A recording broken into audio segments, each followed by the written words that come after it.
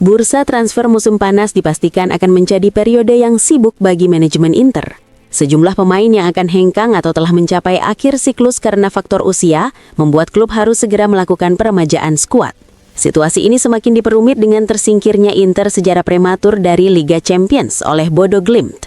Kondisi tersebut tentu tidak membantu perencanaan klub, sehingga strategi lama berupa player trading bisa kembali dimaksimalkan untuk menyeimbangkan kebutuhan teknis dan finansial. Menurut laporan Corriere dello Sport, Inter membutuhkan pemain baru yang mampu membawa kesegaran, antusiasme, dan kualitas demi memberikan perspektif jangka panjang bagi proyek tim. Salah satu nama yang kembali mencuat adalah Curtis Jones, yang sebelumnya sudah diburu pada bursa transfer Januari. Gelandang Liverpool itu akan memasuki tahun terakhir kontraknya pada Juni mendatang, situasi yang diyakini dapat menurunkan biaya transfer. Namun, kondisi tersebut juga berpotensi menarik minat klub lain, apalagi hingga kini sang pemain disebut tidak memiliki keinginan untuk memperpanjang kontraknya bersama The Reds. Pelatih Inter Christian Cifu disebut sangat mengagumi Jones sejak pertemuan Inter kontra Liverpool dan akan menyambut baik upaya pendekatan baru terhadap sang pemain. Jika Davide Fratesi benar-benar hengkang sesuai harapan klub dan pemain, maka ruang dalam skuad akan terbuka lebar. Inter pun disebut perlu segera memperkuat komunikasi dengan perwakilan sang pemain yang juga menangani Manuel Akanji demi mengantisipasi persaingan dari klub lain. Tak hanya Jones, kemungkinan lain juga bisa terbuka dengan klub Inggris tersebut. Jika pada akhir musim nanti mereka memutuskan meminjamkan atau melepas Leoni demi memulihkan ketenangan dan kontinuitas setelah cedera serius yang dialaminya, maka Milan dinilai bisa menjadi destinasi yang tepat.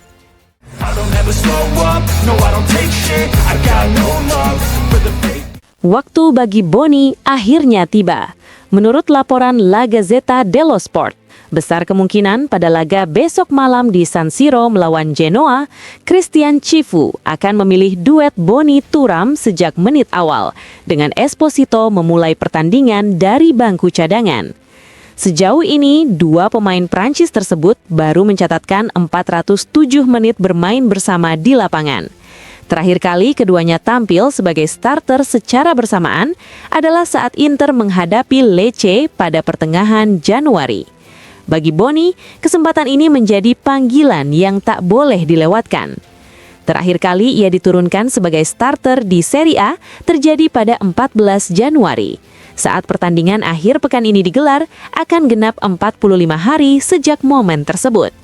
Di antara periode itu, Inter telah menjalani 6 pertandingan dan semuanya berakhir dengan kemenangan. Namun, kontribusi menit bermain Boni sangat terbatas, hanya 87 menit secara total, bahkan kurang dari 1 pertandingan penuh.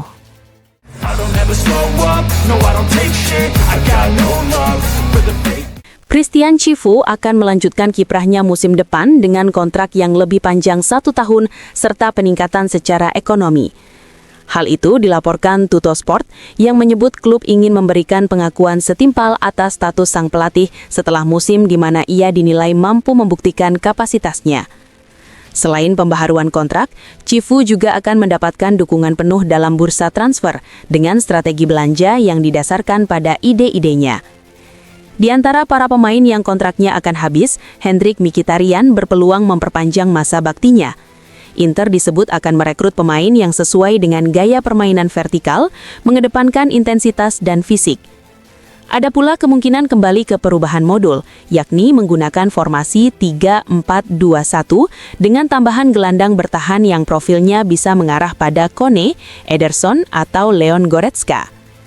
Di lini depan, posisi Thuram berada dalam tanda tanya apabila datang tawaran besar. Klub juga berupaya mendatangkan pemain dengan karakter seperti Lookman. Upaya serupa sebenarnya telah dilakukan pada Januari dengan membidik Moussa Diaby yang hingga kini masih menjadi opsi. Apabila Oktri memutuskan melakukan investasi besar, pembicaraan untuk Nico Williams bisa semakin serius. Namun profil yang disebut paling disepakati semua pihak adalah Nico Paz.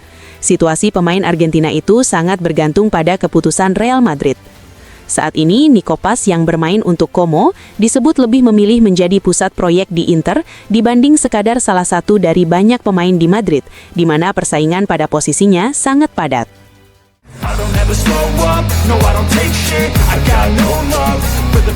Denzel Dumfries akhirnya kembali merumput saat menghadapi Bodo Glimt, 3,5 bulan setelah cedera yang dialaminya pada 9 November dalam laga Inter kontra Lazio ketika Mattia Zaccagni jatuh menimpa pergelangan kakinya. Menurut Corriere dello Sport, setelah pulih, pemain asal Belanda itu ingin kembali melesat dan merebut semua yang sempat hilang akibat cedera panjang tersebut. Ia menargetkan kembali menjadi starter dalam skema Christian Cifu, sekaligus membuktikan diri tetap penting meski terjadi sejumlah perubahan taktik sejak kedatangan pelatih baru. Selama Dumfries absen, posisi tersebut ditempati Luis Henrique dengan karakteristik berbeda, yang juga mampu menunjukkan kontribusinya dalam sistem permainan tim. Namun, kembalinya Dumfries dinilai sangat berarti bagi pelatih asal Rumania tersebut. Kini saatnya bagi sang pemain untuk menekan pedal gas demi menemukan kembali performa terbaiknya menjelang bulan-bulan krusial ke depan. Periode ini juga disebut akan menentukan masa depannya, mengingat situasi kontrak serta keinginannya yang tak pernah disembunyikan untuk mencoba pengalaman di luar Serie A. Klausul dalam kontraknya akan aktif kembali pada musim panas, dan agen barunya disebut siap berupaya memenuhi keinginannya, terutama dengan membuka peluang ke Premier League. Meyakinkan klub-klub top untuk berinvestasi pada pemain yang kini mendekati usia 30 tahun tentu bukan perkara mudah. Namun hal itu bisa menjadi lebih realistis apabila Dumfries kembali menunjukkan performa eksplosif, sesuatu yang diharapkan baik oleh sang pemain maupun Inter.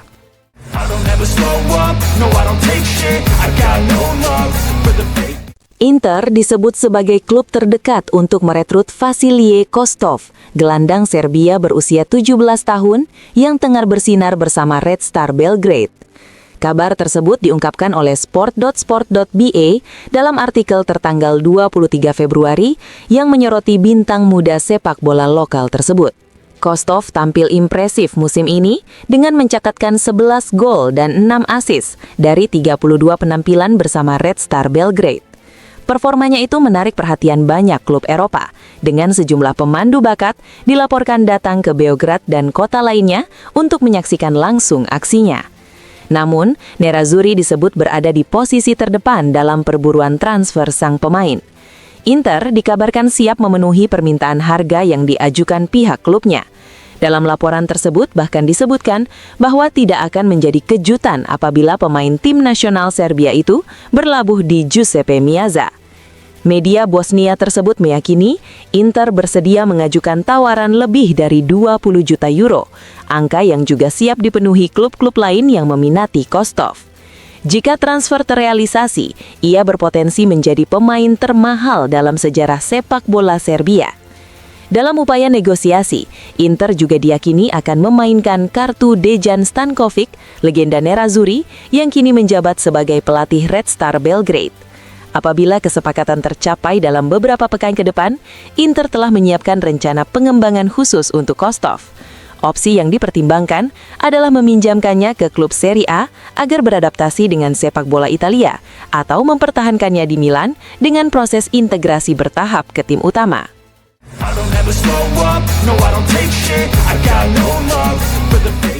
Paolo Condo menulis artikel panjang di Corriere della Sera yang sebagian besar membahas Inter dan tersingkirnya mereka dari Liga Champions. Dalam tulisannya, ia menyoroti komposisi 16 besar kompetisi tersebut yang diisi oleh tim-tim papan atas liga-liga utama Eropa. Di antara 16 besar ada peringkat pertama, kedua, dan kelima Premier League, pertama, kedua, dan keempat La Liga, pertama dan keenam Bundesliga, pertama Liga Prancis, pertama Super League Turki, dan hanya peringkat ke-7 Serie A, tulis Condo. Ia menegaskan bahwa tidak ada yang meragukan pentingnya Scudetto. Apalagi di antara berbagai liga, tidak ada tim yang memiliki keunggulan sebesar Inter atas peringkat kedua, selisih 10 poin. Bahkan Bayern hanya unggul 8 poin atas Dortmund.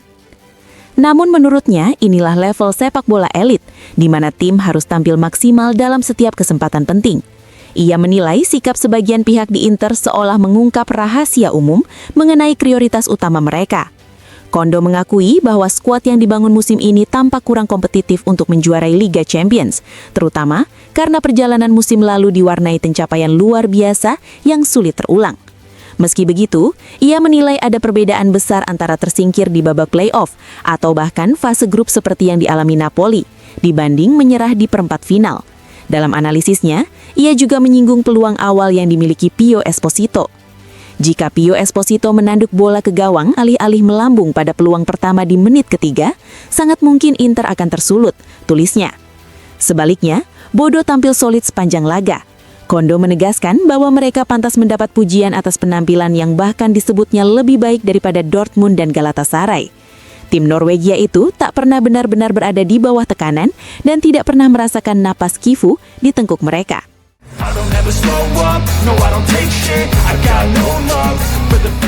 Alessandro Del Piero memberikan pandangannya mengenai situasi Juventus dan Inter menjelang fase akhir musim.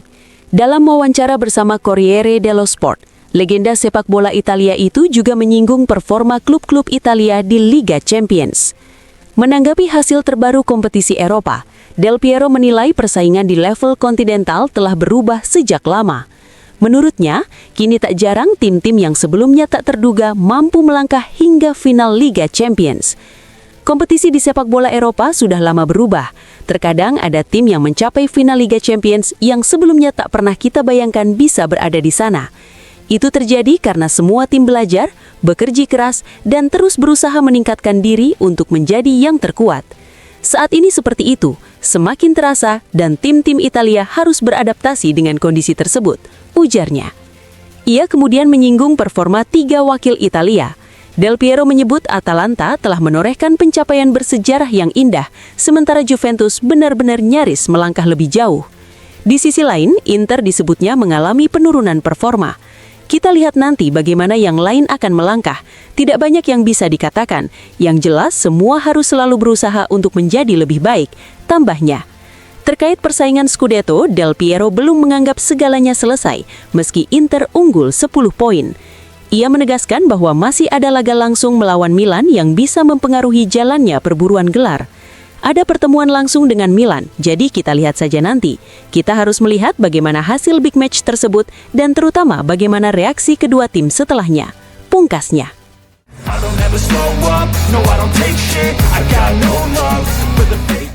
Gianluigi Buffon memberikan pandangannya terkait hasil playoff Liga Champions yang melibatkan klub-klub Italia.